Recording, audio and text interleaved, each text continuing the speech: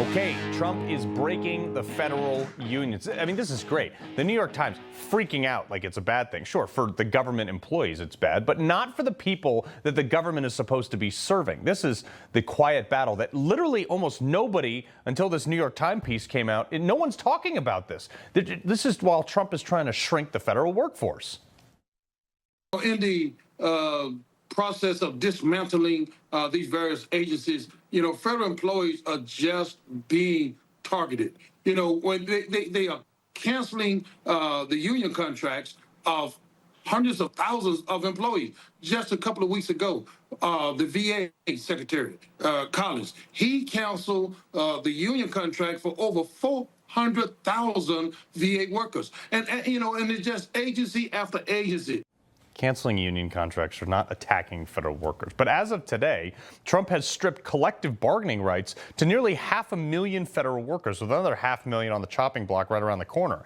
Now, these include the Environmental Protection Agency, civilians at the U.S. Coast Guard, the Federal Emergency Management Agency, that's FEMA, General Services Administration, the Department of Health and Human Services, Agriculture, Veterans Affairs, and parts of ICE. The former head of the AFL-CIO said, quote, "This is literally the largest act of union busting in American history. There's not another time when that many people lost their union." And I say, good, because they have sued this administration dozens of times for anything from like return to work policies because they didn't want to go back to the office, or for simply firing people that we don't need in government. Trump eliminates someone's position, the union sues, says you can't fire them. Yeah, you can. Trump keeps winning these lawsuits. And the lawsuits, though, they slow everything down. And while they're slowed down, they're costing us billions of dollars, taxpayer dollars. Trump is getting around this historic power by essentially saying, hey, look, your unions are interfering with matters of national security, serving veterans, and other functionality of sectors in which they work. Look, take the VA, for example. Veterans are being served adequately in their one could argue probably not. It's much better now, but for the last 4 years under Biden, it was absolutely horrible. I know I deal with the VA, but these unions are putting the workers of those agencies before the veterans that they're supposed to be serving. But this is the tip of the iceberg. These federal unions might actually be standing in the way of Trump firing like a ton of people. But also the real issue, even bigger than the federal unions, is the private unions. Look, we saw the International Longshoremen's Association boss. Remember this? He was like pushing people around during the election. I'll shut them down throughout the world to prove that we can beat them. I'll cripple you.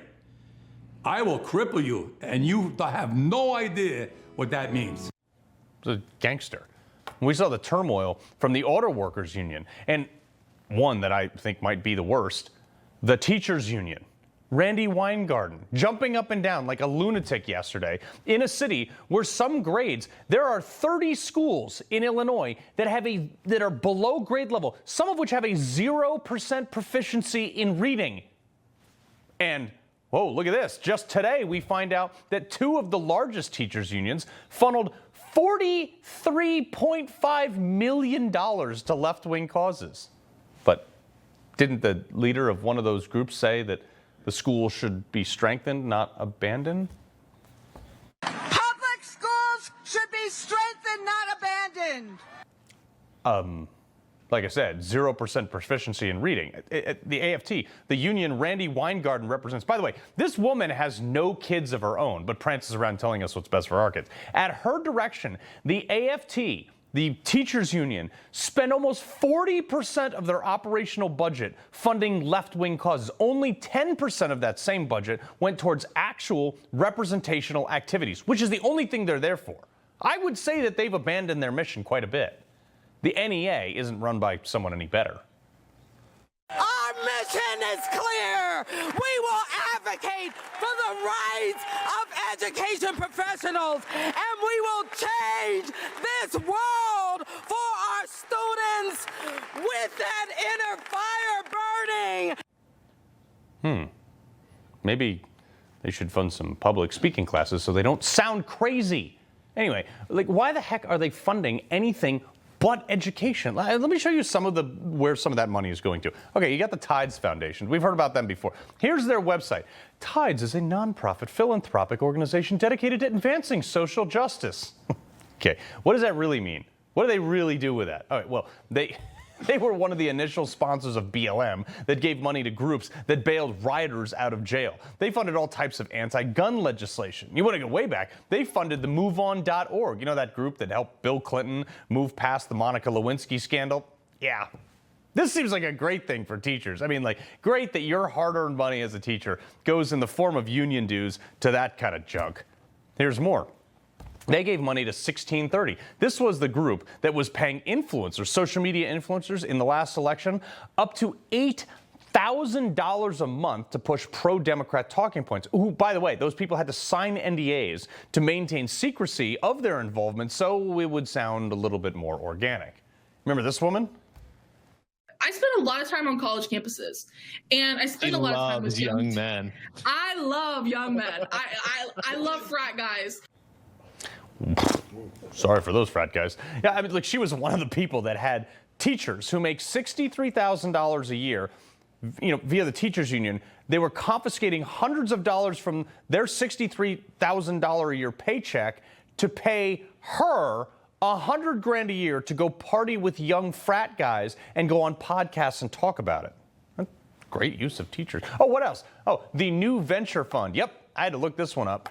Teachers unions are funding this. They say, we are creative problem solvers who help change leaders accelerate positive impact.